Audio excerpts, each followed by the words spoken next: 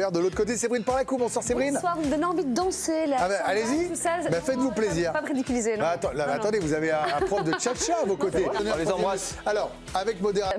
À 3 tirs, un carton rouge passif. T'as eu le poteau, etc. 3 tirs cadrés. Cette équipe, fait peur, c'est de se dire, en fait, ils Leur vie. Alors, je ne sais pas comment ça va se passer contre le Paris Saint-Germain en finale. Bon, moi j'ai quand même peur un petit peu. plus, Ça veut rien dire être en Ils sont favoris. Moi j'étais sûre il y a quelques semaines qu'ils avaient absolument tout perdu avec ce match face à City. Remettez-vous en question, donc, Séverine. Exactement, mais c'est le foot, on fait une émission quotidienne, et notre avis change. En tout cas, etc., s'ils perdent le l'actualité titre, ça les fera Ça, c'est vrai. Mais dérailler. par contre, je pense honnêtement, s'ils gagnent le titre, ils vont arriver en pleine bourre. Je dis pas que le PSG ne le sera pas, mais ils vont arriver en pleine bourre, ils vont être vraiment en pleine confiance. Et je suis sûre que ça va avoir un impact extrêmement positif sur eux. Je dis pas que le PSG va pas pouvoir répondre à Arsenal, loin de là. Je pense qu'ils ont les âmes, pour moi, ils sont clairement meilleurs qu'Arsenal. Mais je me dis, avec un titre en poche, une finale de Ligue des Champions, ça n'a plus été fait. Ils ont jamais remporté tout court, en fait, tout simplement la Ligue des Champions. Je sais pas, il y a un truc qui peut se passer. Moi, hier, la première mi-temps, honnêtement, pas qu'elle m'a inquiétée pour le PSG, mais il y a eu pas mal d'occasions, très peu de tirs, mais il y a eu le poteau. Ils ont fait le siège dans le camp de Burnley, et honnêtement, je suis désolée, ça a souligné.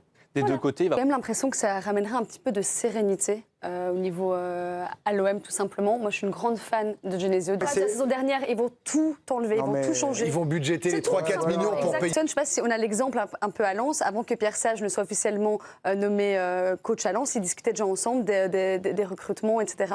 et des joueurs à venir. C'est comme ça que ça se passe. C'est comme ça que tu construis une saison. C'est comme ça que tu construis une équipe. En plus, on sait que Genesio avait eu des petits problèmes avec Olivier Létang à Lille par rapport au recrutement aussi. Enfin, donc, oui. donc on le sait. Donc il y a jurisprudence aussi par rapport à ça. Moi, il veut clairement avoir un œil sur le recrutement, ce qui est normal. En fait, tu le fais avec le coach. Tu fais une équipe avec le coach. Et ça veut dire, c'est entrée, plat, dessert, café, mignardise.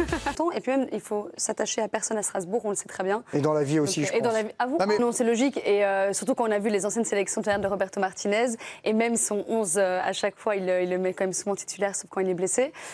Donc il voit une espèce de culte à Cristiano Ronaldo, tout comme tout le Portugal, en fait, tout simplement. Oui, c'est pas le seul. Exactement. Enfin, quoique même, quand tu écoutes parfois certains Portugais, ils sont là, ça peut être aussi un boulet. Hein, Ah non, mais il y avait le débat. politique. Je vois pas. Vous le voyez être sur le banc les jours où c'est décisif et quand Ancelotti dit t'es pas mon titulaire. Alors, je pense qu'Ancelotti est capable de le mettre sur le banc. C'est extraordinaire. Bisounours. Mystère. On est OK pour tout le monde? Oui. On va jouer, puisque pu arriver. Les Frenchies Barça avec Iniesta. 11-5.